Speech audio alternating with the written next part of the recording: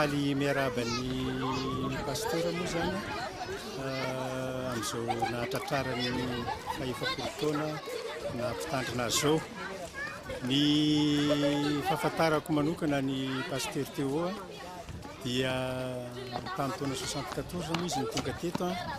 talohan'ny krismasy izay nanao fankalazana ny krismasy 74 tamin'izay fotoana izay mbola tanora tamin'izany fotoana izany izy ary izy no anisan'ny namorona ny antoko-pihira voalohany teto amin'ny tikatra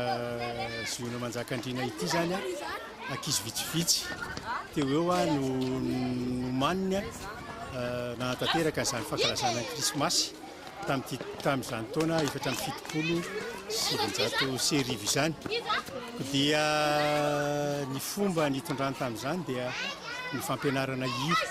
amin'ireo tanora zany ary anisan'ny tanora tao anatin'izany antsanziona zany zay mbola tsy antsanziona misy fa tanora ny ziona fotsiny tamin'izany fotoana zany ary dia anisan'ny nafinaritra sy ny ankizy satria nitondra gadona vaovao tamin'izany fideranan'Andriamanitra zany izy teto amin'ny ziona manjakandriana ity satria anisan'ny nitondra ny hira mihetsiketsika zany hoentina mankalazan'Andriamanitra. Ny faharoa dia izy olona samy joro samy teny ary tsy matahotra amin'ny teny mihitsy fa dia milaza ny marina foana izy zany ao anatin'izay fampianaran'izay ary anisan'ny toetra ray nampitainy tamin'ny reto tanora ankehitriny reto izay mbola tafajanona tao anatin'ny antoko-pihiran'Antsanziona ity zany izay toetra fasahiana sy mijoro amin'ny zavatra atao izay ary betsaka ny zavatra efa niarahana ny asa zany na tamin'ny fitetezam-paritra teto Madagascar na tamin'ny asa fitoriana filazantsara zany amin'ny alalan'ny asa fitoriana filazantsara na koa teo amin'ireo fanentanana isan-karazany tamin'ny fiangonana manodidina teto manjakandriana zany. Nafinaritra ny fiarahana taminy ary dia toatran'ny fohy loatra ary zany fiarahana zany satria tsapa fa heritaona taorian'izay fotsizy dia nandao an'ity fiangonana ziona manjakandriana ity ary dia lasa nitondra fiangonana tany andafy moa izy somary nampalahelo any izay fisarahana izay satria tapaka andatiny angamba ilay fiarahana ary taty aoriana moa izy mbola tonga ihany ary dia mbola mifanerasera taminay nandritra n'izay fotoana izay ary hatramin'izao dia mbola misy ihany izay fifaneraseran'izay dia mankahery indrindra ny pasteur Teo amin'izay asa mbola ho ataony amin'ity fanompoana ny tombo ity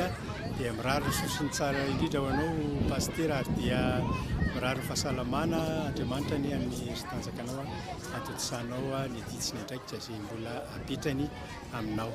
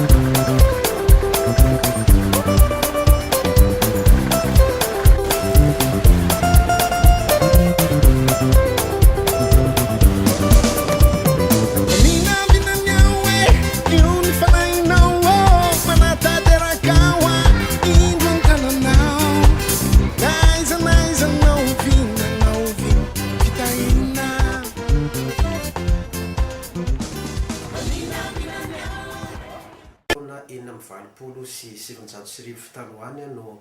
nafantarako ny mpitandrina Teodoro Randriamanantena. Mpianatra tao amin'ny collège Rasalama ny tenako ary izy no mpampianatra fasoma anay. Ny fasoma moa dia alavaina amin'ny teny hoe fampianarana soratra masina. Ny nahatservako azy manokana izay nampiavaka azy amin'ireo mpampianatra anay dia ny feony midoboka sady mafy. Hany ka tsy maintsy renao foana izay lazainy, tsy possible mihitsy ny atory amin'ny korony zany pasteur zany. Ny fampianarany raha teo dia mahaliana foana ary izy dia somary laroiny amin'ny fitantarana maro isan-karazany ny fampianarana mba tsy hamona aminainanao. Dia entitra koa nefa izy amin'izany fampianarana zany.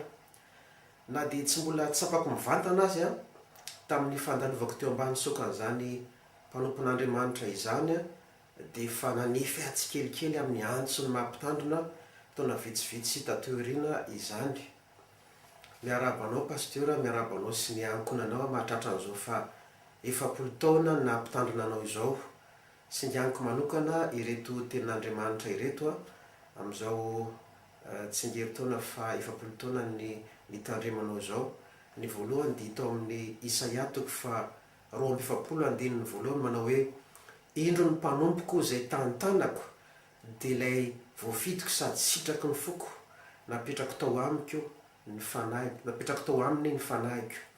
Ary takan'izany koa amin'ny tantara faharotoko 15:7 ilay manao hoe koa maherezy ianareo fa aza miravoravo tanana fa isy valopity tokoa ny ataonareo. Dia mahereza pasteur amin'ny asa fanompoana izay niantson'ny tompo anao, dia izy Andriamanitra irery ihany no ombo anao.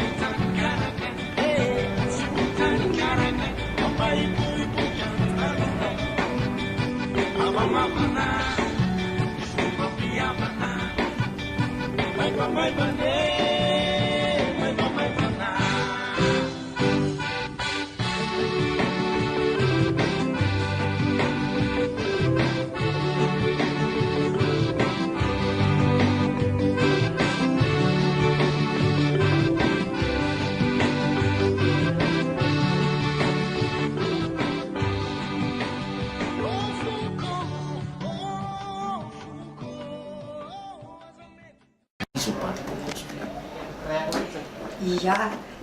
namatarako ny mpitandrina Teodoro Randriamanantena dia nitondra anay zany izy nitantana ny radio tamin'ny tomboany tamin'ny taona 7:70 dia tamin'io nanorenana ny radio fahazavana io dia izy no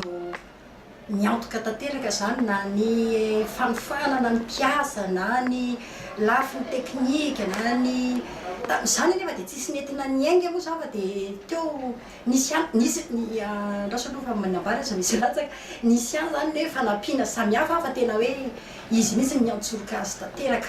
Ny azoko ambara momba azy dia tena olony fifandraisana pasteur, tena olony fifandraisana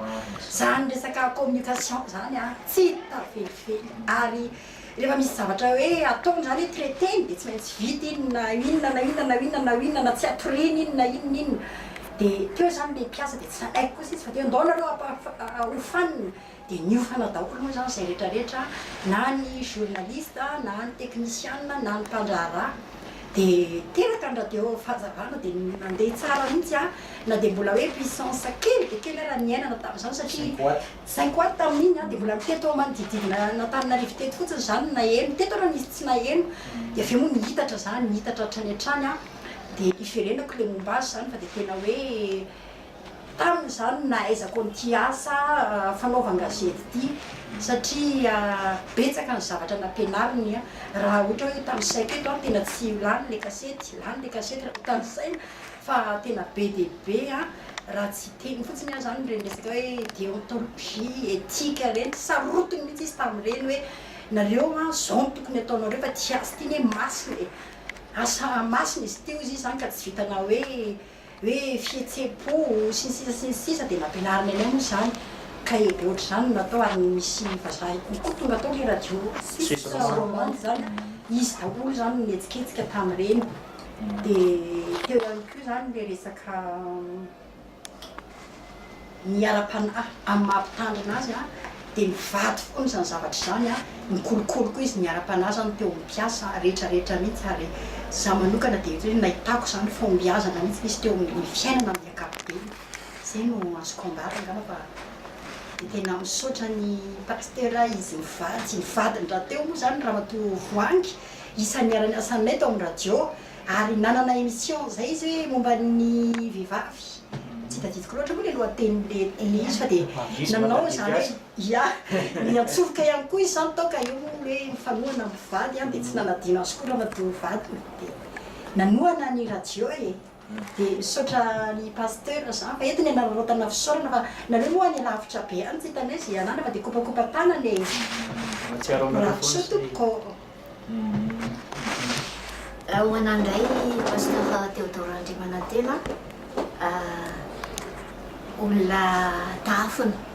satria no pasteur no namindra taminay le virus ny communication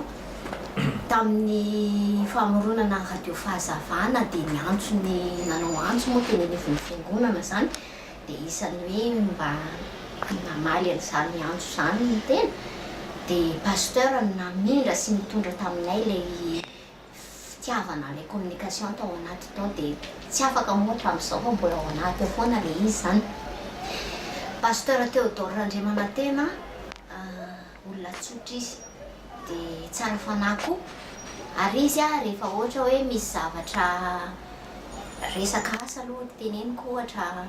tao misehitry ny asa radio fahazavana moa no tena niarahana ny asa betsaka taminy dia raisiko ohatra fotsiny zao hoe misy ankizy zany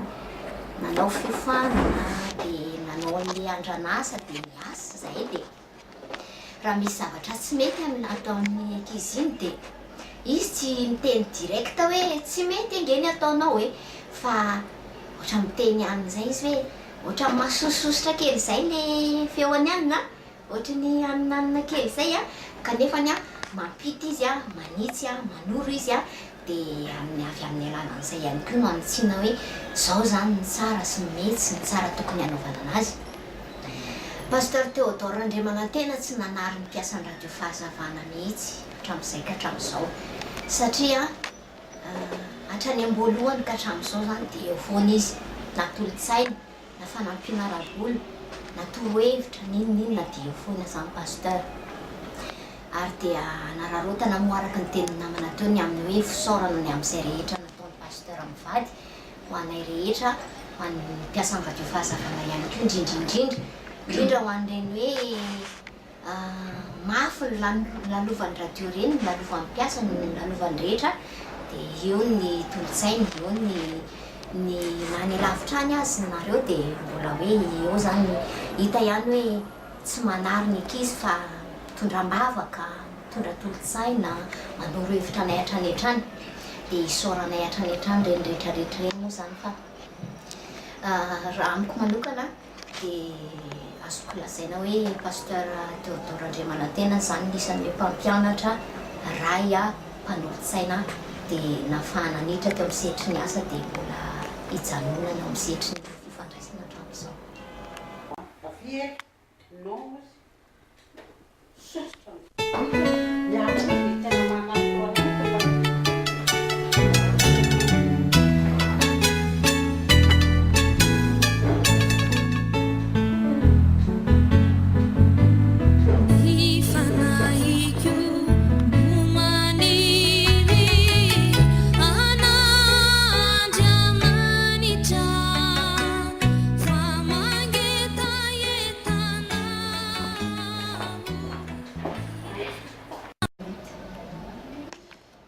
nisy fotoana moa zany niarahana niasa naharitrela tamin'ny pasteur Théodoro Randriamanantena na tato anivon'ny radio fahazavana zany na teo anivon'ny FFPM ho ahy manokana zany zay. Fa zavatra tsapako sitako zany tamin'ny fiarahana taminy izy zany lehilahy mahay mampita expérience dia mampianatra ary manana karazana ohatrany hoe fahaiza-manao izay tsy mba hoe afeniny zany le izy. Dia tao amin'ny FFPM nahafantarako azy voalohany fony izy talehan'ny radio protestante. Za zany tamin'izay teo anivon'ny faribonasan'ny tanora protestante amin'ny mahafilohan'ny mpianatra kristianina malagasy tany amin'ny taona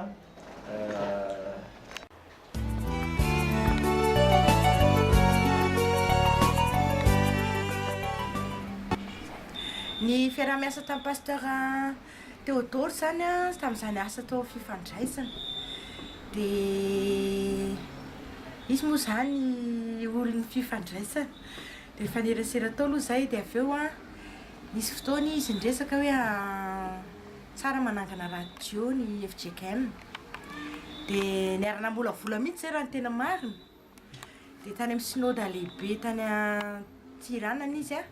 zay izy niaraka nandeha tany solitena tao amin'ny communication tamin'ny 96 angambany izy iny. Dia tany izy niady ho an'le radio, nitsanganan'le radio. Dia avita le synode dia tonga taty tamin'ny 97 natsangana le radio zara tsy zavatra kely mampalahelo kely zay no nataony tao faravoatra. Dia mbola tsy nitsangana akory nefa le radio dia efa nampanao formation izy. Dia mpanao gazety izy naka an'le mpanao gazety dia ranjato hery zay izy. Dia pasteur koa nampanao formation. Dia naka ny zareo tao amin'ny radio suisse romande izy nampanao formation, mbola tsisy radio mihitsy tamin'izany. Dia rehefa nitsangana le radio mbola nitofoana le formation fa nanao antso tany amin'ny fiangonana izahay hoe zay mazoto hiasa amin'ny radio dia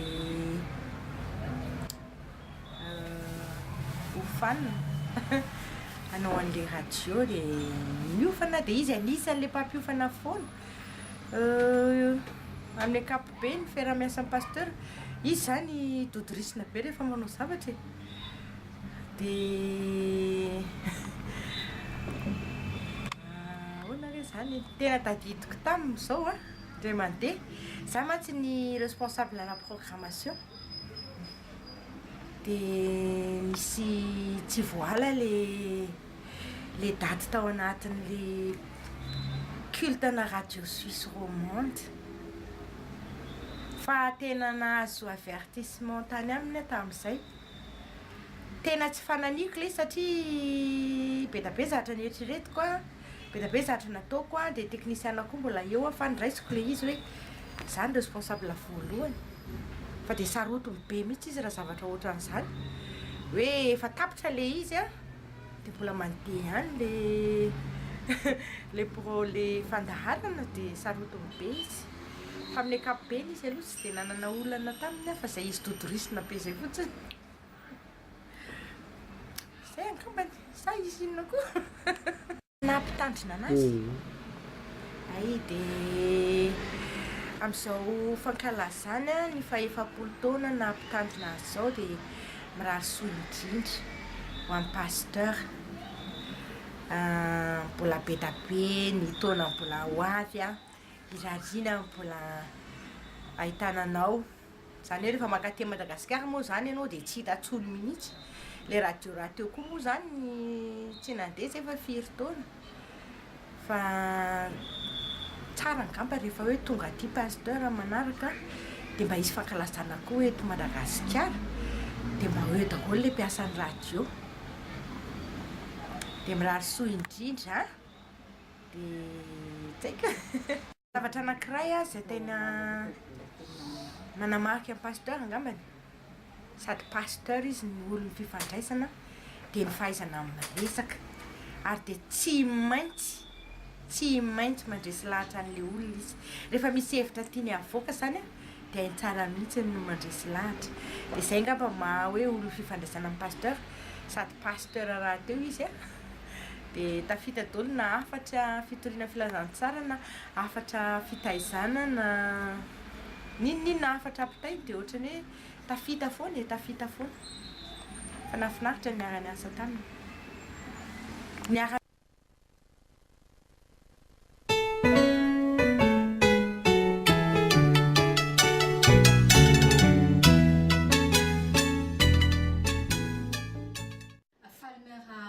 Mivady aloha nahatratra an'izao tobily fankalazana ny faefapolo taona nitandremana izao dia mirary soanareo a mbola ahavita mihoatry ny efa teo aloha zany a omen'Andriamanitra hery sy tanjaka hatrany a hazona manao ny asany dia inona moa fahafantarako amin'ny pasteur Teo zany fiantsoana azy dia niasa tokoa izay tao amin'ny radio fahazavana ary izy dia mpitandrina tao amin'ny FJKM Avaratra Andohalo dia efa azo atao hoe fankalala betsaka ihany zany izay arak'izany a pasteur Teo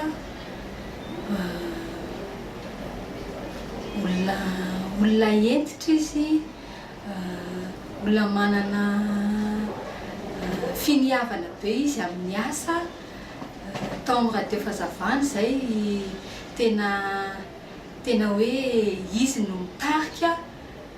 olona leader izy zany olona leader tena hoe napetraka hitarika olona satria mahay mandresy lahatra mahay inona no filazako azy mahay mandresy lahatra nefa mandresy lahatra sy mitarika amin'ny fitiavana ary izy dia tiany mihitsy io radio io asana radio io ary indrindra ny asa fanaovana gazety io namporisy amin'ny mafy mihitsy zahay anana faharetana amin'izany asa izany dia hatramin'izao moa izy dia mbola manontany anay ihany sady malahelo koa fahitako azy hoe na le radio fahazavana satria izy mihitsy no nanorina n'io radio fahazavana io tamin'ny heri-pony sy heri-tsainy ary tanay fa malahelo izy hatramin'izao hoe mikatona le radio fahazavana fahitako azy aloha tsy araky ny eritreretin'ny pasteur le nefarany a dia izay koa mba malahelo ihany satria fantatray le fomba nitaritany an'le radio hatramin'ny voalohany fomba nitarihany sy nitondrany an'le radio ny ligne éditoriale izay tsy maintsy narahana tamin'izany dia somary ohatrany hoe hitanay vava ihany le izy taty aoriana dia izay koa ngamba na voatarika tany amin'ny politika an'le radio noho ny taty aoriana dia nampalahelo fa nikatona le izy fa mbola inonay aloha fa mbola hisokatra io ry pasteur.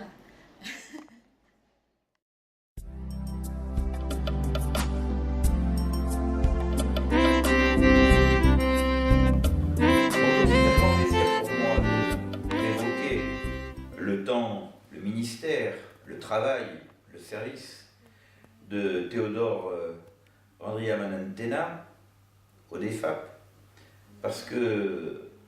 secrétaire général du DEFAP aujourd'hui depuis une année,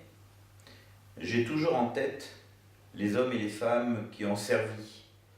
dans cette maison aux quatre coins du monde, parce que quand on sert dans cette maison au centre de boulevard Arago, on sert aux quatre coins du monde. Et j'ai toujours en tête ces hommes et ces femmes qui sont partis parler d'une parole vive, libératrice, servir les hommes aux quatre coins du monde. Et c'est donc un plaisir que de répondre en tant que secrétaire général du DEFAP à ce souhait de Théodore d'évoquer ainsi son ministère et son temps de travail au DEFAP. Théodore se demandait sans doute, mais pourquoi donc le DEFAP a-t-il recruté ou a-t-il choisi ma candidature pour partir en Guyane? Car il faut que je vous dise, à vous qui entourez Théodore aujourd'hui, il faut que je vous dise que Théodore est lié avec le DEFAP par plusieurs fils. Et le fil que je vais évoquer, que j'évoque, est celui de la Guyane. Alors c'est compliqué parce que la Guyane, c'est en Amérique du Sud.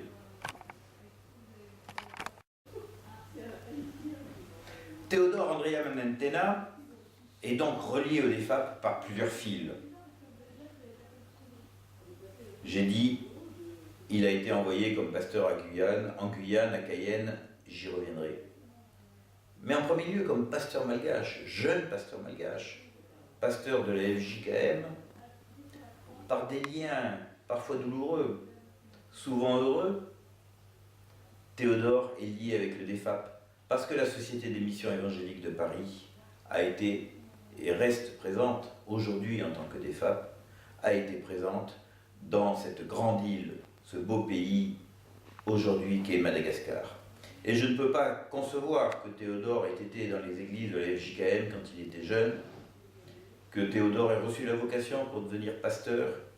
quand il était à Tananarive, quand il était jeune pasteur au sud de Tananarive, sans que la Société des missions, sans que l'histoire, sans que le DEFAP ait été présent dans sa tête, dans les églises, dans les réunions d'églises,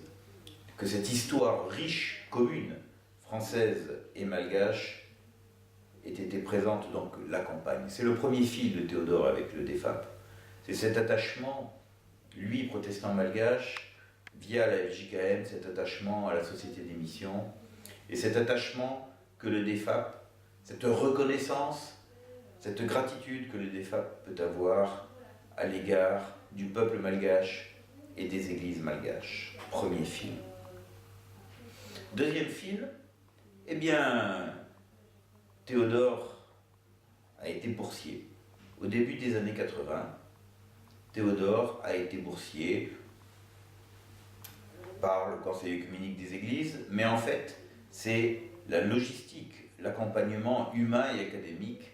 était fourni par le DEFAP, en particulier un des grands serviteurs du DEFAP, très connu à Madagascar, puisqu'il s'agit de Christian Delors, fils et petit-fils d'hommes et de femmes qui ont servi à Madagascar. Christian Delors, Théodore Andrea Manentena, c'est, j'ai envie de dire, la même famille de l'Église universelle, et c'est sans doute pour cela que Théodore est à ce point attaché à l'Église universelle. Donc Théodore me disait, mais pourquoi donc pensez-vous, vous qui êtes aujourd'hui secrétaire général du DEFAP, que j'ai été choisi pour aller au nom du DEFAP, au nom des églises protestantes de France, donc en Guyane? Eh bien je réponds à vous tous qui m'écoutez, à vous tous qui entourez Théodore aujourd'hui, je réponds très facilement, parce que Théodore Andrea Manentena est le symbole de ce qu'est un pasteur de l'Église universelle. Où qu'il soit, avec quelques hommes qu'il soit, Théodore est un pasteur, que ce soit avec les habitants de Cayenne,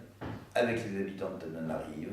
avec les habitants de Lomé, il a été également au Togo avec la Seva. Théodore est d'abord le témoin de cette universalité de l'amour de Dieu pour les hommes, de cette universalité du message que le Christ et des paroles que le Christ a adressées à tous les hommes, pas simplement aux hommes d'Église, à tous les hommes, à toutes les femmes de tous les temps. Théodore, en premier lieu, c'est cela. C'est donc un malgache qui a suivi des études en France, qui a travaillé au Togo, qui a travaillé à Cayenne. C'est donc un homme qui porte ce que l'humanité a à mes yeux de plus beau, c'est-à-dire la diversité, c'est-à-dire l'universalité de ce qui fait l'humanité, cette universalité qui ne s'enferme pas dans une seule histoire nationale, dans une seule histoire ethnique, dans une seule histoire d'un seul siècle. Voilà. Et quand je regarde Théodore, que vous regardez, vous, en m'écoutant, sachez que j'ai ça en tête. Et que le DEFAP, c'est d'abord un attachement à l'Église universelle, et que donc, tout naturellement, le DEFAP des années 1990, puisque c'est en 2002 que Théodore est parti à Guyane, a pensé que Théodore serait un bon missionnaire du DEFAP, un bon pasteur à Guyane. Qu'a-t-il fait à Guyane? Alors la situation de Guyane, que je connais un peu, que Théodore connaît mieux que moi, parce qu'il y a vécu pendant 4 ans, et c'est une situation étrange, parce que c'est une situation d'un terrain où il y a une forte prégnance catholique, avec l'évêque Emmanuel Lafont, dont je dirai 2 mots tout à l'heure, avec également, encore plus aujourd'hui, j'étais à Guyane il y a quelques semaines, donc je connais un peu la situation, avec une forte présence religieuse, comme on n'a plus idée en France. Une présence que j'appelle ébouriffante des mouvements religieux, beaucoup de tensions, et à Guyane, Théodore a essayé, durant les années où il était là, entre 2002 et 2004, a essayé d'être comme un rassembleur, comme un tisseur. Et il a essayé, en particulier avec l'organisme qui s'appelle l'APEJ, l'Alliance protestante évangélique de la Guyane, de rassembler ces hommes et ces femmes qui parlaient souvent de manière extrêmement dispersée de Jésus-Christ. Alors la première image que nous avons de Théodore à Guyane, c'est cette image d'un homme fortement rassembleur. Au point même que la paroisse, à son départ en 2006, disait « Mais comment on va continuer si on n'a pas à notre tête un berger ainsi rassembleur ?» Et puis je ne veux pas évoquer Théodore sans aussi parler de l'homme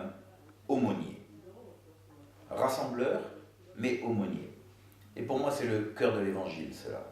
Aumônier, c'est aller dans les lieux où la vie est dure, souvent. Les lieux d'enfermement, comme la prison, pour ce qui était de Guyane. Et dans ces lieux-là, être comme un frère au milieu de frères blessés, être un prédicateur qui parle d'une parole libératrice dans un lieu où on est enfermé, être porteur de main de pardon dans un lieu où on subit des peines et où, généralement, on a créé du malheur autour de soi et on a commis des fautes aux yeux des hommes. Voilà. Alors, pour moi, parler de Théodore, c'est parler de cet homme aumônier. Je sais ce qu'il a fait à Guyane, je connais la prison de Guyane, je sais quelle importance a l'aumônerie de prison, où il a pu être signe de fraternité et de liberté dans ce lieu qui est souvent un lieu d'agressivité et qui est un lieu d'emprisonnement. Je dois dire également qu'il est rassembleur, il est pasteur, comme un berger. L'image du berger est bonne. Il l'a montré en Guyane, à Guyane. Il est aumônier, c'est-à-dire porteur d'une parole de fraternité. Et enfin, c'est un homme de communication. C'est un homme qui constamment dans les mains tient une caméra, tient un micro, caméra et micro qui lui permettent de démultiplier avec les moyens modernes ce qui fait vivre les hommes et les femmes, c'est-à-dire les paroles qui les relient. Et donc c'est un homme qui fait que les paroles qui nous touchent, qui nous enrichissent, les paroles qui nous font réfléchir, les paroles qui nous contestent, soient diffusées, soient portées. Et il a une radio qui vient de fonctionner de nouveau à Tananarive, qui a été fermée pendant un temps certain aujourd'hui, est de nouveau ouverte. Et cette radio, eh bien, c'est Théodore qui l'a créée dès les années 80. Voilà, alors évoquer Théodore, homme du DEFAP, c'est d'abord évoquer un homme symbole de l'universalité de l'homme, de Dieu, de l'Évangile, un peu malgache, un peu togolais, un peu français, un peu guyanais, totalement malgache, totalement français, totalement guyanais, totalement togolais, parce que quand il est avec des hommes et des femmes dans une société, il est, comme disait l'apôtre Paul, il se fait tout à tous. Voilà l'image que j'ai de Théodore, voilà ce que le secrétaire général du DEFAP peut dire de Théodore. Parler du ministère de Théodore à Guyane, c'est obligatoirement évoquer la figure de l'évêque, Monseigneur Emmanuel Lafond. Cet homme, je l'ai rencontré il y a quelques semaines à Guyane, et c'est un homme d'église catholique, tout à fait remarquable, tout petit, barbu, vraiment, c'est vraiment pas l'évêque bien assis, voilà, tout petit, et qui est extrêmement sensible à la présence des protestants historiques, si je puis me permettre de dire ainsi, à Guyane. Et il est malheureux quand il voit combien nombre de mouvements évangéliques sont d'abord anticatholiques. Et lui, il souhaite que les églises chrétiennes soient plus rassemblées, plus fraternelles, signe évident de l'unité des églises. Et lorsque je le voyais, en janvier dernier, il m'a offert un livre qu'il a écrit à la suite de la mort de Nelson Mandela. Emmanuel Lafond, Monseigneur Emmanuel Lafond, était un ami de Nelson Mandela, et il a écrit un livre qui s'appelle « Prier, 15 jours de prière avec Nelson Mandela », et ce livre, il me l'a offert. Donc il est là, sur mon bureau, et je l'utilise, je le lis régulièrement, et je ne m'étonne pas que Monseigneur Lafond ait pu écrire une lettre au sujet de Théodore après ces 4 ans passés là, car c'est un homme qui aime les gens. Et pour moi, fondamentalement, les hommes d'église doivent être d'abord des hommes qui aiment les gens. Et tel est le cas de Monseigneur Lafond. Il aime les gens, il aime les Guyanais, il aime son église, et je suis heureux d'évoquer cette figure importante pour la Guyane aux côtés de Théodore.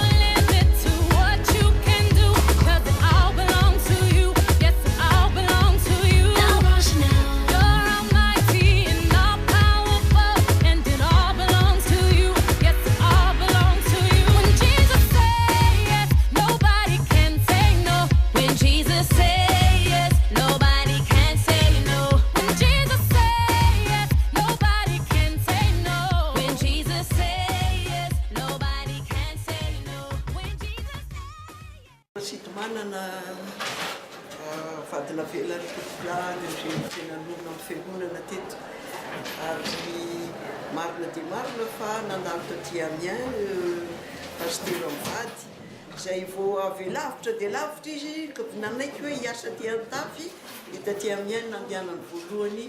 zava-dehibe taminay zany tompoko misaotra ny tompo zay satria toy zany tanteraka dia izay no lalana mety ny tompo. Dia mirary soa azy indrindra izay nintsy mivady amin'ny alalan'ny tompo, amin'ny alalan'ny fahasoavan'ny tompo, satria mpanompo teto aminay izy izay nakasitrahanay koa. Inona ny mba fandratianao ampitaina amin'izao fankalazana fiapolitaona izy mivady zao tompoko?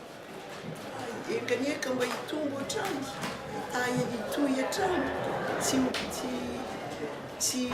hoe navita efapolo aka dia hijanona amin'izay fa dia mbola mitohy ny fanompona amin'ny tompo izy dia miantso mandrakariva na 5 taona tsika na 5 taona dia izy dia miantso mandrakariva dia amin'ny fofeny fitiavana sy amin'ny anaran'ny tompo no tolorana azy tsodrany mba ho tanteraka eo amin'izay fotoana etson'ny tompo azy eo amin'izao fanompona azy zao. Sotranao.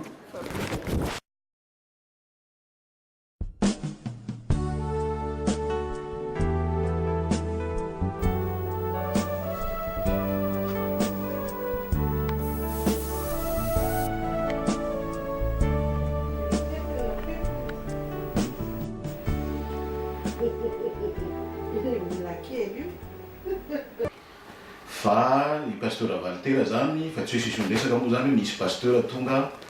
avy any Madagascar sy avy any Afrika tonga eto Frantsa. Izay moa zany efa 5 taona tamin'izany andro zany no efa FPMA ka tsy nanana mpitandrina raikitra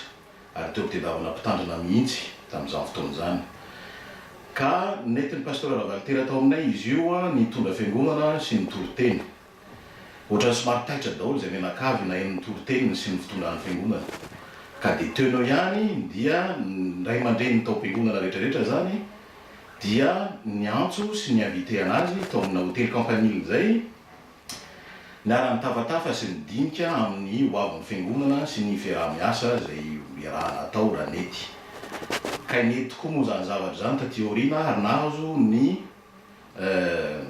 nahazo ny avalina moa zany na hoe avy amin'ny pasteur Valtera.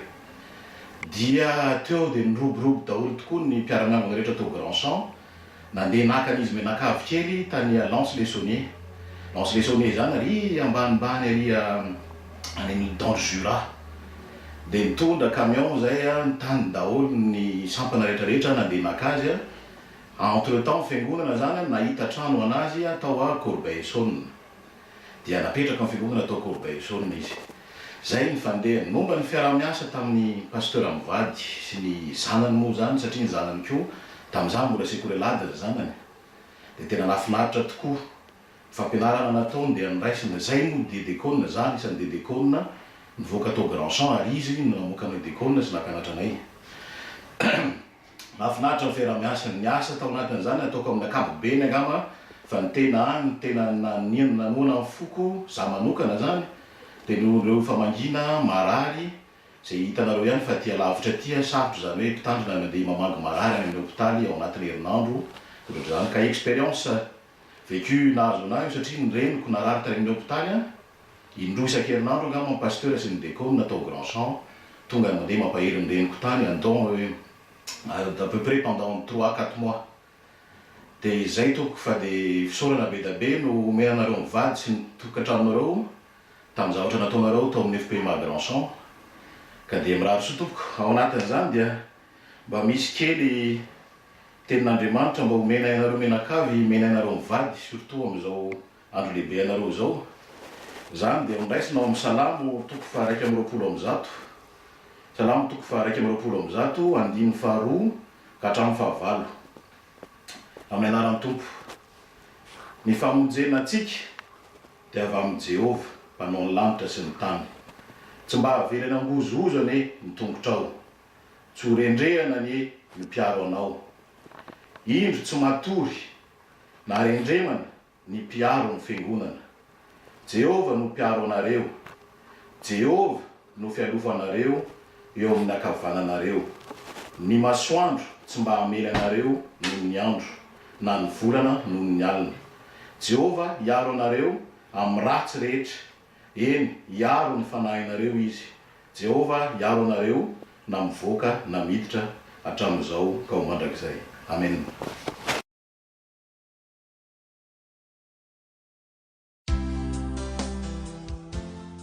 Ny fiangonana protestanta malagasy aty andafy ny tena nanamarika ny asa pastoraly nataon'ny ray aman-dreny mpitandrina pasteur Théodore Nandriamanantena dia ny fitorian'ny filazantsara mahitsy mazava ary avy hatrany dia tonga lalibaka ao am-po ary zay ngamba no atao hoe fanomezam-pahasoava. Mana fanomezam-pahasoavana manokana koa izy amin'ny fifandraisana indrindrandrindra amin'ny lafin'ny communication ary no tanterahany tokoa zany teo anivon'ny FPMA ary izy no nametraka ny radio vatsy ary rehefa izy no mitorony teny, rehefa izy no mitorony tenin'Andriamanitra dia azo antoka fa avy hatrany dia ho azo ny olona rehetra ny zavatra lazainy satria mazava sy tena mandeha amin'izay tokony ho aleny zany ny tenin'Andriamanitra fa dia zay no tena anisany tena nanamarikana ny asa pastoraly nataony ray aman-dreny mpitandrina pasteur Théodore Randriamanantena. Inanao avy aminao tompoko ho azo mivady amin'izao fahefa-polo taona nitorian'ny filazantsara izao. Ny afatra ho azy mivady amin'izao nitorian'ny filazantsara dia tsotra dia hoe misaora ry Jehovah ry fanago aza misy adonona ny fitahiana rehetra. Raha misaotra an'Andriamanitra zay dia makasitraka koa ny ray aman-dreny mpitandrina mivady pasteur Théodore Randriamanantena ary mitondra ambavaka hazo koa amin'ireo mbola adidy sy andraikitra izay ho tanterany amin'ny ho avy. Azo lazaina fa nahazo tokoa ny vahoaka an'Andriamanitra ny meny anandritrin'izay taona maro zay niarana amin'ny pasteur Théodore Randriamanantena mivady sy mbola iarany amin'izy ireo amin'ny manaraka koa. Misaotra tokoa.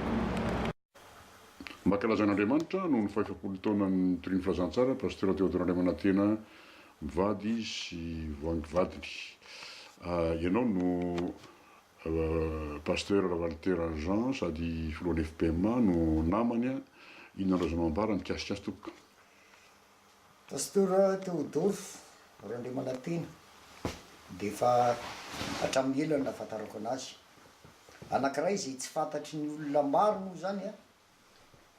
dia izay mirahalahy dia samy taizany dada Razafindram-bofo sy Nindra Manatselonina tao amin'ny FJKM zany Mandrosoa izay anankiray amin'ny fiangonana avy amin'ny FFM ao anatin'ny FJKM. Zany hoe izay zany dia manana racine na fakany Frentsy. Ambotately moa zay fiangonana Levi koa io no fiangonana reniny Frentsy tamin'ny voalohany ary ny ray aman-dreniko ny raiko niasa tany Tsiromandidy niala niasa akaiky tamin'ny pasteur Razafindrambo mivady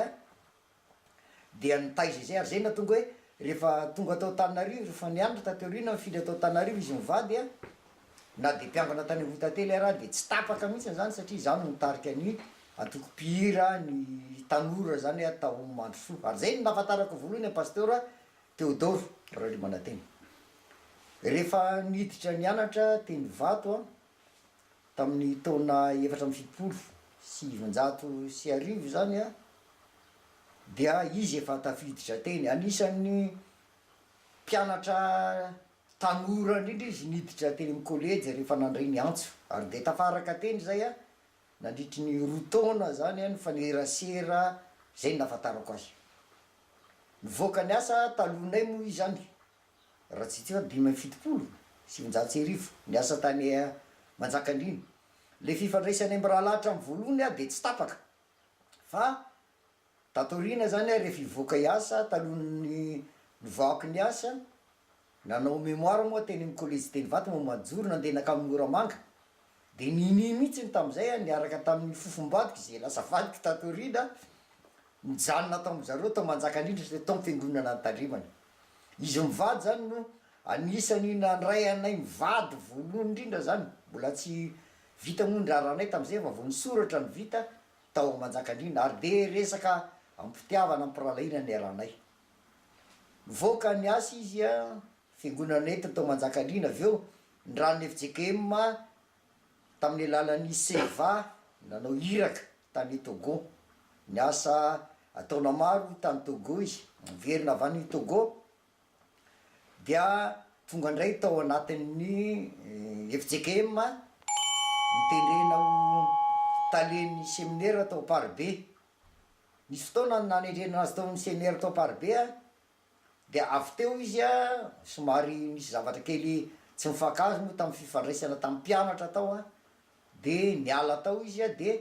nitendrena ho aumônier tao amin'ny collège Rasalama. nandritra zany fotoana zany fanerasera foana zay a ary mifanakalevotra anisan'ny olona ataoko hoe namana akaiky izy mivady am'izay zavatra zay nisy fotoana zay nitarina ny fihoana teny ambohibe lafy a miala teny ambohibe lafy a de izy no nandiby ana teny ambohibe lafy mbola nisy any zany le fifandraisana sy ny sisa tiako lazaina amitsika zany de tena na fakalala tsara zay mirahalahy zany hatramy volony ary tatorina zany a za mpampianatra taleny collège teny vato avy eo professeur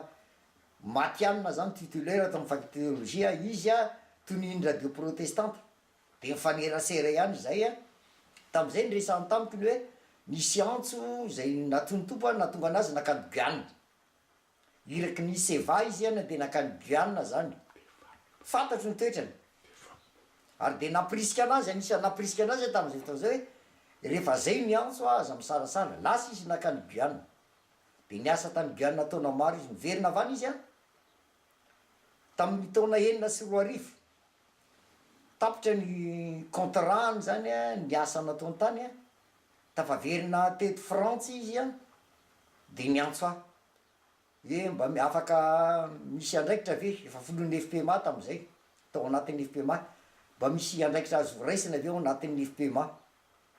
mbola salasala fa nanontany tao amin'ny defap zay naniraka azy tany de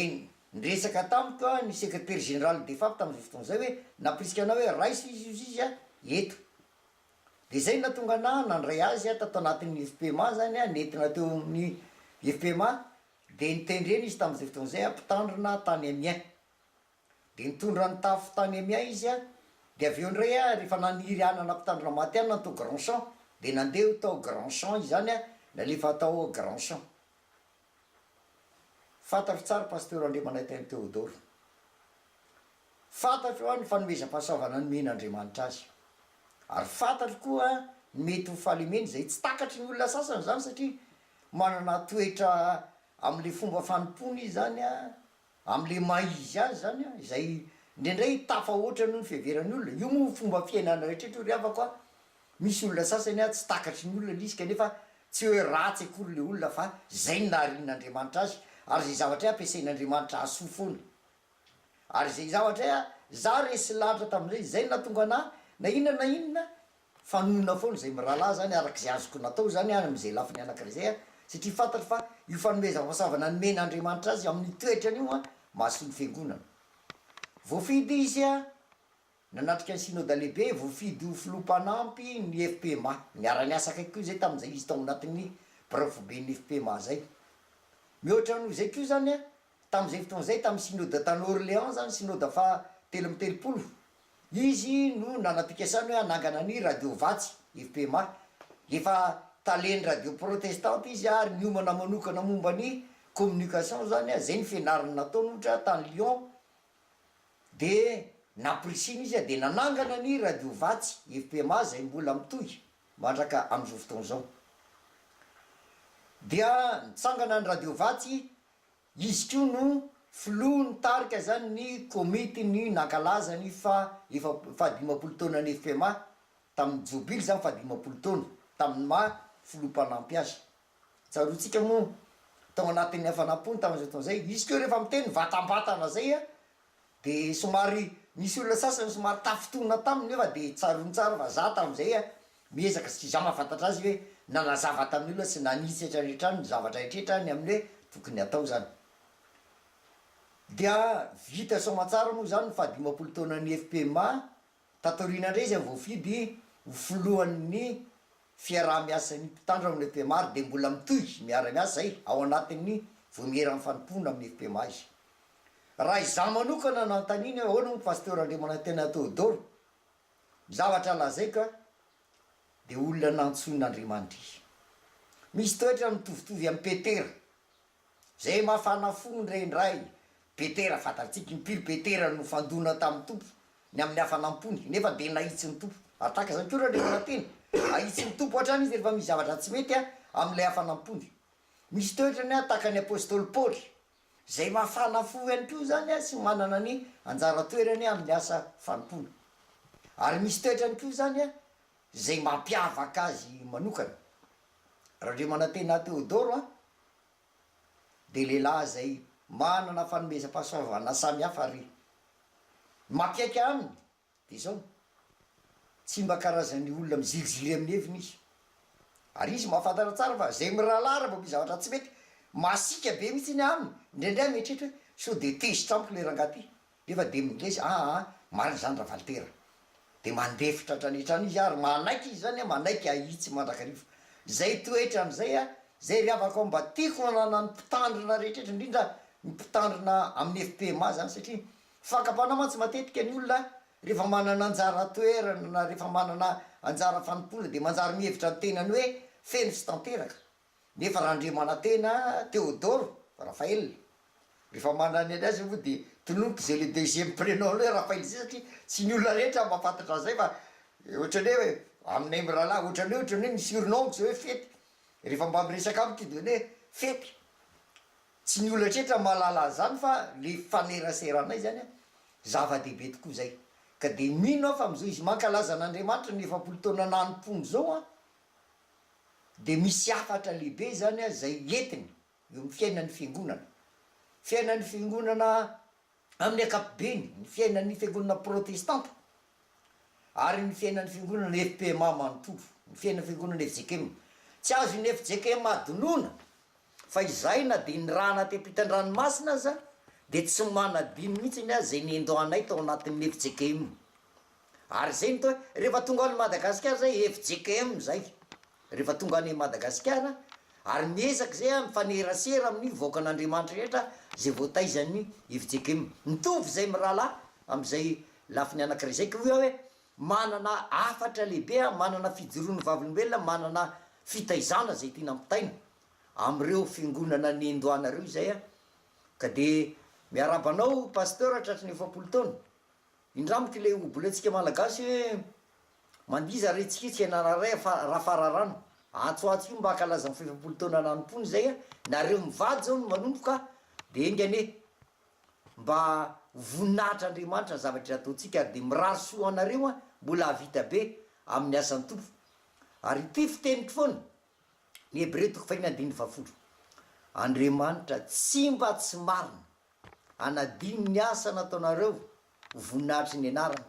raha nanompo ny olona masina anao sady mbola manompo ihany tanteraka aminareo mivady koa ny zany pasteur André Manantena Teodoro.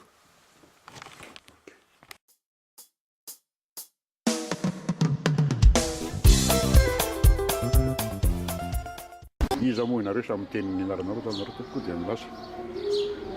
Sylvira Mananjoa ato amin'ny Safandraravatsy ny FPMA ny nalalako ny pasteur Teodoro dia noho izy voatendry zany ho mpitandrina mpandrindra tao anatin'ny radio vatsy zay no nalalako azy izy mbola nitandrina fony izy mbola nitandrina tao amin'ny tafo FPMA Grand Champ. Entoko pasteur Teodoro André Manantena moa dia anisan'ny nanana toerany teo amin'ny fiaraha-miasa teo amin'ny radio vatsy FPMA zany ny zavatra nanamarika indrindra ny fanenanay dia azo lazaina hoe nibitsika tamiko izy hoe inona no azo atao miaraka mba ananany FPMA radio satria FPMA dia fiangonana lehibe ary efa mpikambana eo amin'ny Fédération Protestante de France ka tokony anana an'izany fitaovan'izany dia tamin'izay no niona voalohany ary mpiara-miasa ny asa taminy dia nanana fahasoava sy io afaka manambara fa lasa nay nanao radio zay na dia tiaviviera tera-piadohana takeorina lasa ohatrany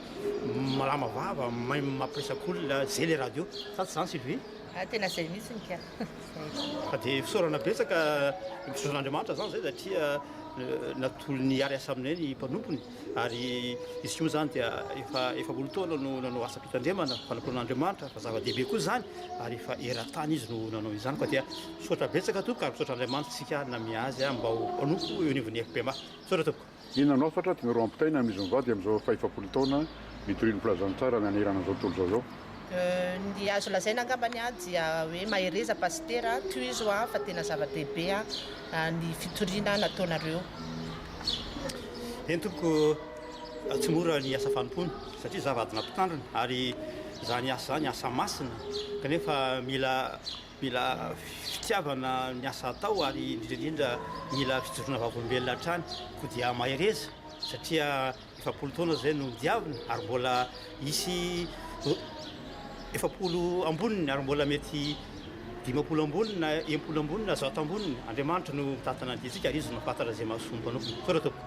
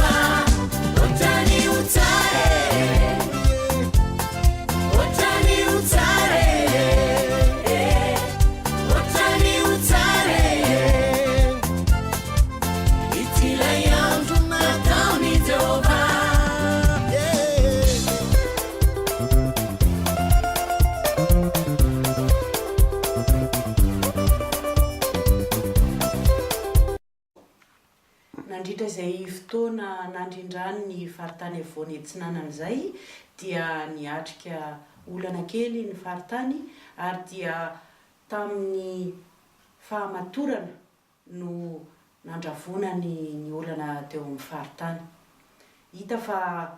efa manana traikefa ny mpitandrina eo anivon'ny vahoakan'Andriamanitra na amin'ny fifandraisana izany na eo amin'ny fiainona écoute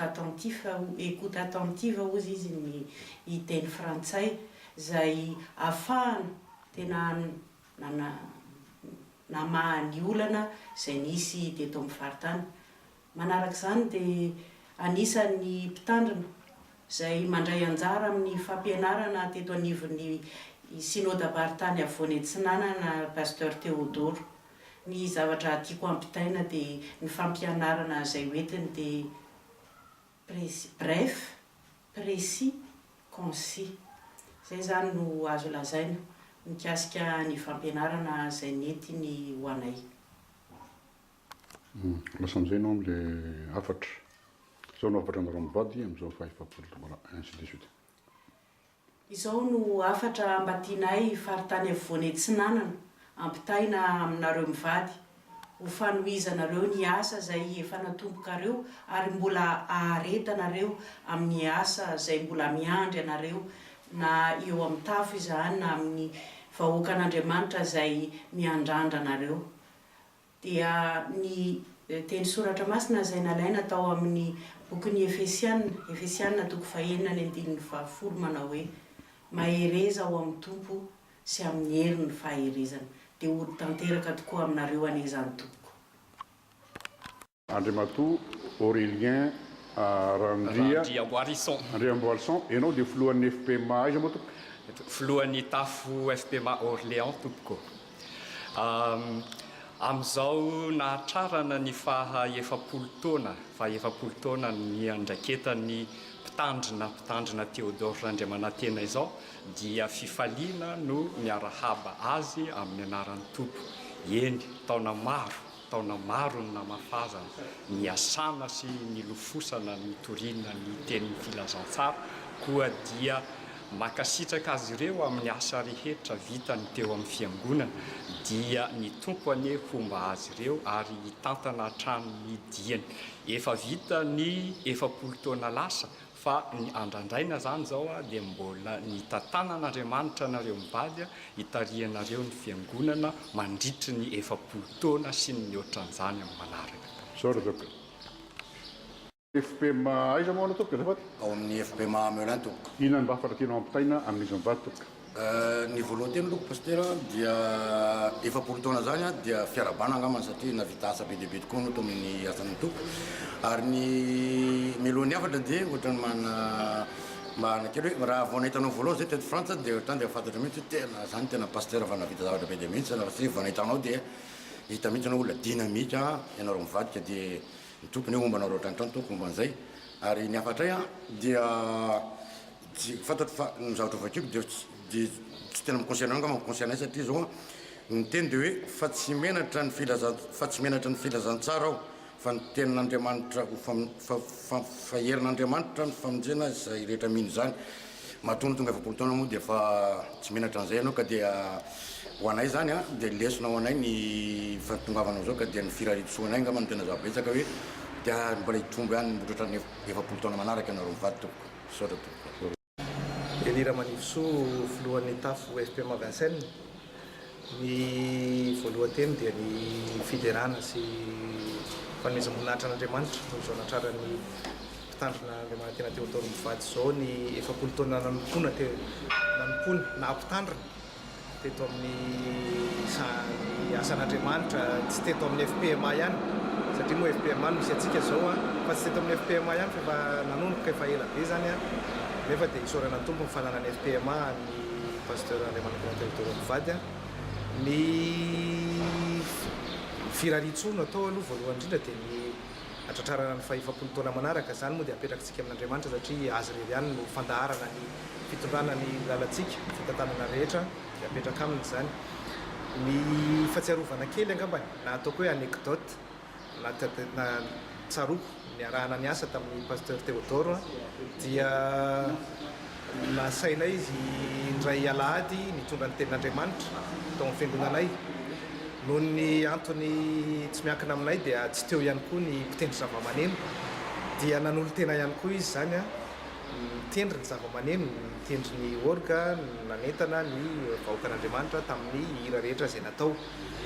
anecdote ihany zany fa avy nitoroteny izy dia sady mitoroteny izy zany no mitendry orga hitanareo amin'izany fa hitantsika amin'izany ny fanoloran-tenany eo amin'ny FPMA eo amin'ny asan'Andriamanitra rehetra izay tanterahany ary ny amin'ny hoavy moa dia tenin'Andriamanitra iray izay nalaiko tao amin'ny apokalypsy toko faharoa 9:10 tapany farany manao hoe aoka atoky hatramin'ny fahafatesana ianao dia omeko anao ny satroka nahatra fiainana koa izay pasteur mivady no teny fiainana teny mamy teny atolotry ny FPMA Vincennes ho fiarabananareo ary ho firaritsoanareo amin'izao fa 70 taona nanomponareo izao dia ho an'Andriamanitra rery ny voninahitra saotra tompoko. Ny anarako moa zany dia Randrenary Soery filohan'ny tafo fiompiana Paris. Ny ahafantarako ny pasteur Théodore moa zany vao nahita anazy voalohany dia ohatran'ny gaga be hoe tao hito Tsimbazafa fa tonga tato amin'ny tafonay dia ay very faralany moa zany dia avy eo ny izy moa zany ny feony tena feo matanjaka ary ny fampianarana izay ampitain'ny pasteur Théodore dia fampianarana sady mafonja no concis zany amin'ny teny frantsay fa tena mafonja dia mafonja tokoa le izy koa dia mirary soa amin'izao fahatratraranareo ny 70 taona nitandry amanareo zany na ampitandrina anareo ary ny afatra izay apetraka dia tohizo ny fiazakazahana fa mbola tsy vita ary azony mafy ny anananao mba tsy hisiaka ny satronim-voninahitra dia ho an'Andriamanitra iray ihany ny voninahitra. Andriamanitra iza moa ianao tompoko aloha? Frédérica Rajoko Arvony tompoko a filohan'ny tafo FPMA Port Royal Arago ny voalohateny angamba dia misaotra an'Andriamanitra amin'ny atratrarana ny pasteur Théodore Andriamanantenany zany faefapolo taona ny tondrany fiangonana izany raha izany moa ny vita dia noho ny sitrapon'Andriamanitra raha pasteur Théodore raha ny fahatserovana dia ny feony aloha ny voalohany natadiavako anazy tamin'ny vao nahita anazy tao amin'ny tafon'ny grand champ tompoko ny feony ny fomba fitondrany fiangonana amin'ity feo mavitrika amin'ny feo maredona ary noho izany dia tena manentana ny mpiangona rehetra izy tompoko izany nafantarako ny pasteur Théodore ary ny efa nanana adidy tao amin'ny tafo moa dia teo amin'ny fiaraha-miasa teo amin'ny fitandremana ny arahana ny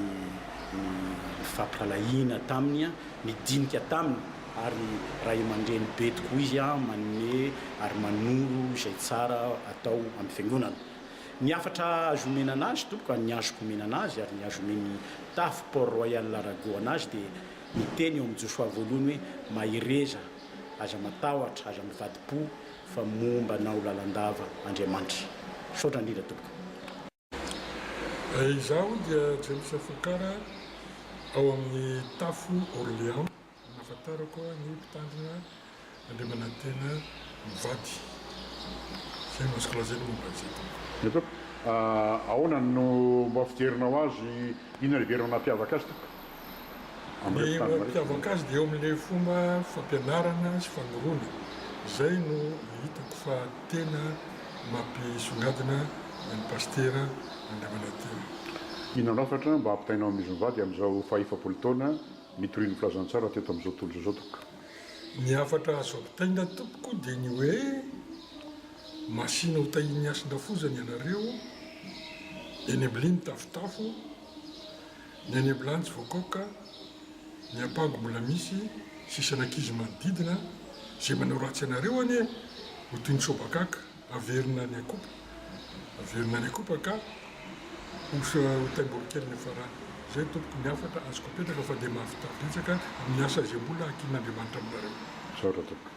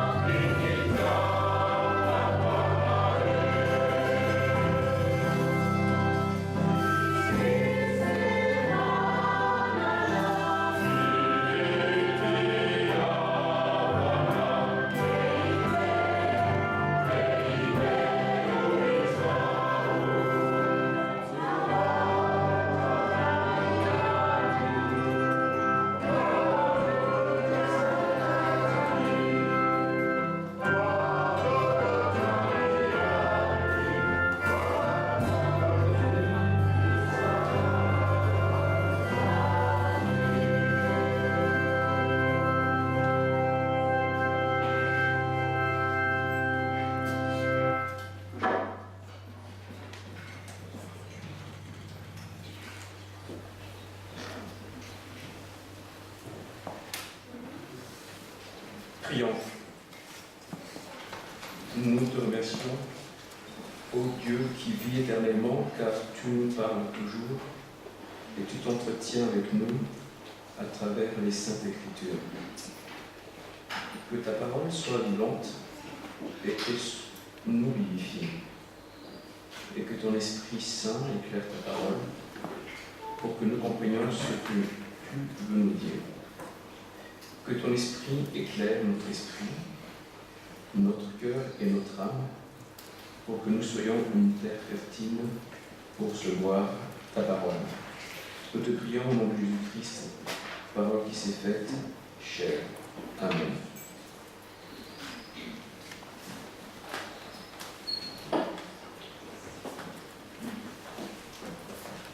Miaraka makasoroatra matsika toko ao amin'ny bokin'i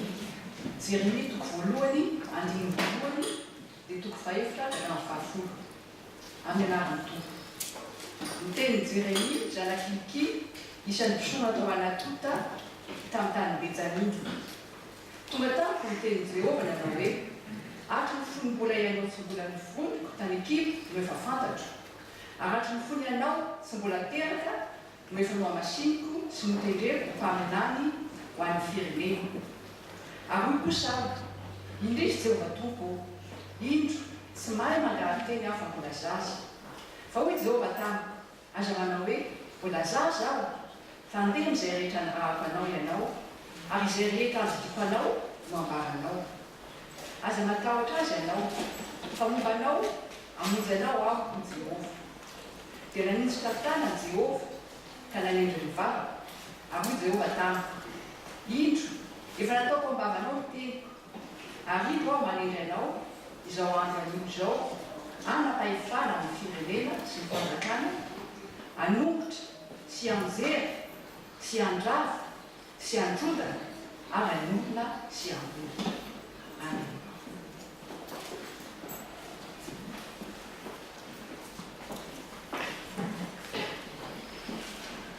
Hoitiny atsika ny famakiana teny soratra masina. Izany dia hitatsika ao amin'ny filazantsara soratan'ny Luka. Luka toko fahafolo ka tombotsika amin'ny andininy fahadimy ka taferina hatramin'ny andininy fahavalo ambin'ny folo. Luka toko fahafolo andininy fahadimy ka hatramin'ny fahavalo ambin'ny folo. Dia rahantsika manaty amin'ny anaran'ny Tompo. Ary zay trano idiranareo dia raha zao aloha hoe fiadanana ho amin'ny mpitrano ty. Ary raha misy zavatra fiadanana dia hitoetra ao aminy ny fiadanana tononinareo. Fa raha tsy izany dia hiverina ao aminareo ihany zany. Ary mitoetra ao amin'izany trano zany ka mihinana sy misotroa izay zavatra omeny, fa mipiasa mendrika ahazo ny karamany aza ny figafigatrano. Ary izay tanàna hiakaranareo ka tsy mandray anareo ny olona, ka mandray anareo ny olona dia any izay zavatra aroso eo anoloanareo. Ary asitrano izay marary ao ka lazao amin'ny olona hoe efa miakaiky anareo ny fanjakan'Andriamanitra. Fa izay tanàna hiakaranareo ka tsy mandray anareo kosa ny olona dia makanesa eo amin'ny lalambe ka lazao hoe ny vovoky ny tanànanareo aza izay miraikitra amin'ny tompotay dia fafanay hiampanganareo. Nefa aoko fantatrareo fa efa mbiakaiky anareo ny fanjakan'Andriamanitra. Lazaiko aminareo fa ny fahamoramora kokoa ny ho amin'ny Sodoma amin'izay andro izany noho ny ho amin'ny izany tanàna izany. Lozanareo ry Korazina, lozanareo ry Betsida, fa raha mba Tantiro sy Sidona no natao ny asa lehibe izay natao teo aminareo, dia ho nibebaka ela izy fa nitafy lamba fisaonana sy nipetraka amin'ny lavenina. Fa ho moramora kokoa ny ho amin'ity roa sisidona amin'ny andro fitsarana noho ny aminareo ary isianao ry Kapernaoma asandatsy hatrany andaritra ve ianao ahetry hatrany amin'ny fiainatsihita ianao izay mihaino anareo dia mihaino ahy ary zay manday anareo dia manday ahy ary izay manday ahy dia manday dia mandaa izay naniraka ahy ary fitopolo lahy niveriny tamin'ny fifaliana ka nanao hoe tompo na dia demona aza dia nanaiky anay noho ny mianaranao fa o Jesosy taminy izao nahitany Satana lafika avy any an-danitra tahaka ny varatra fonitoy ny varitena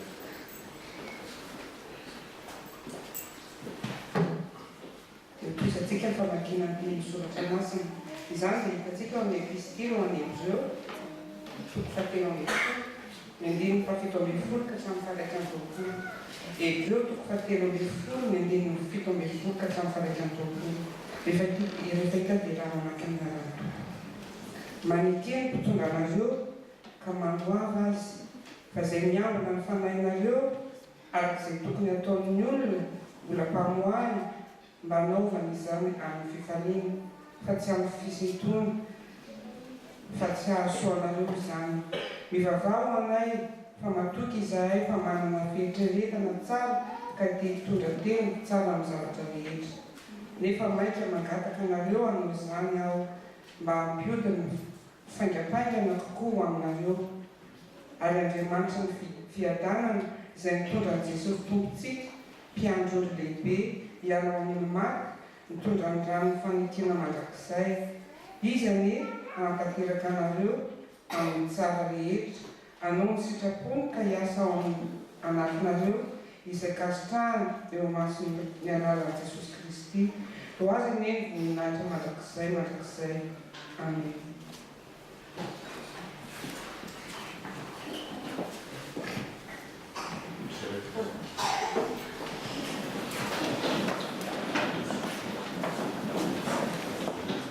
Au nom de Jésus, obéissez à vos conducteurs et soumettez-vous à eux, car ils veillent sur votre âme, en hommes qui devront rendre des comptes. Ils pourront ainsi le faire avec joie et non en soupirant, ce qui vous serait d'aucun avantage. Priez pour nous. Nous sommes en effet convaincus d'avoir une bonne conscience, puisque nous voulons bien nous conduire en toutes circonstances. Je vous invite plus particulièrement à prier pour que je vous sois rendu plus tôt. Le Dieu de la paix a ramené d'entre les morts notre Seigneur Jésus, devenu le grand berger des brebis, grâce au sang d'une alliance éternelle. Qu'il vous rende capable de toute bonne œuvre pour l'accomplissement de sa volonté, qu'il fasse en vous ce qui lui est agréable par Jésus-Christ, qui soit la gloire au siècle des siècles. Amen.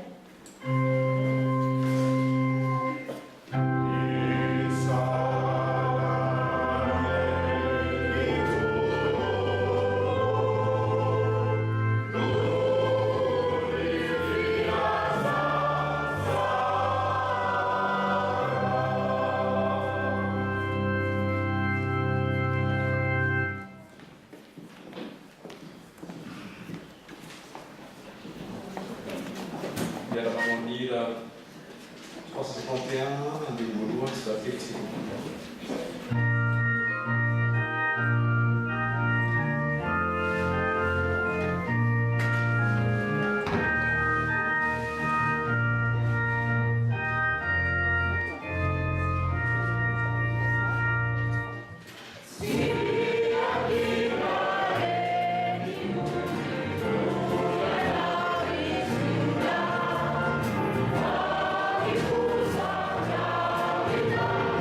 Bye.